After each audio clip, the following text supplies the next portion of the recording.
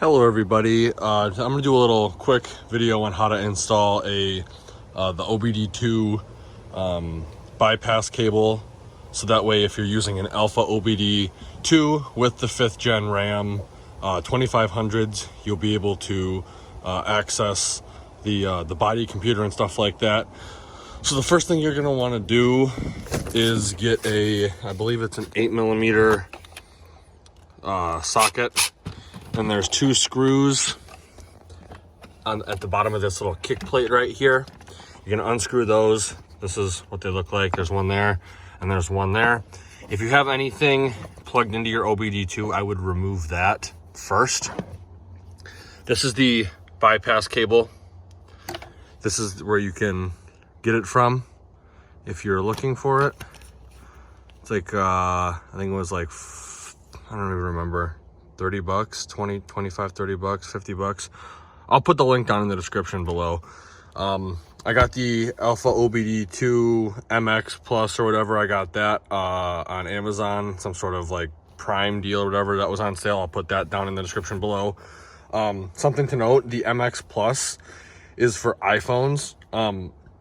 You will not be able to use the features with Alpha OBDII or Alpha OBD with an iPhone. So if you don't want to get the MX Plus, you don't have to. The MX Plus does come with an iOS app for just monitoring. You are going to need an Android phone or computer to do this. So once you have the security bypass cable, you're going to take this kick plate off. I don't know how well it's going to come through on camera. I think it's really dark in here. See if I can get some light in here for you guys real quick.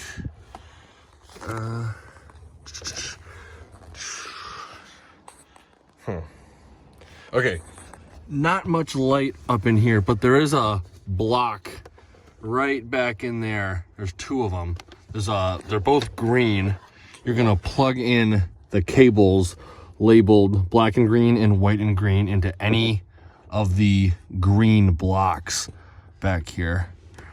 Let me see if I can get a little bit more light for you guys. Up in here, right there. There you go. You're gonna plug in the white and green to the far right block, and the black and green is gonna get plugged into the big block. And you can plug them in wherever you have extra space. Now, because I do have a programmer, I am not going to run a splitter. Typically with the MM3, I don't know how it is with any other tuners, but they do not recommend you run a splitter to it. So I would just be plugging the Alpha OBD2 into this guy. I will not be utilizing this piggyback. If you do want to keep this as a permanent install with the OBD2, you'll unplug the OBD2 from there. You'll plug it into this, I believe, and then you'll plug this in as well, and then that way it'll just be like a bypass cable and you'll still have access to the original OBD2. But I'm just going to tuck this up underneath because I'm going to need that for the tuner. So I'll just be plugging my Alpha OBD into this guy. When you're done, you can just tuck this somewhere, zip tie it to one of these wires back in here, put the kick plate back on, screw it back down, and then you're good to go. I will be making a video or a couple videos here going over how to change the fuel size or the fuel tank size with the Alpha OBD. I'm also going to experiment and see if there's any other features I can unlock.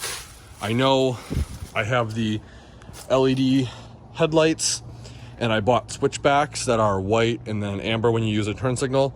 Those were only really meant for the halogen bulbs. So unfortunately, when my LED lights are on, these do not stay on unless I'm signaling or I have my hazards on.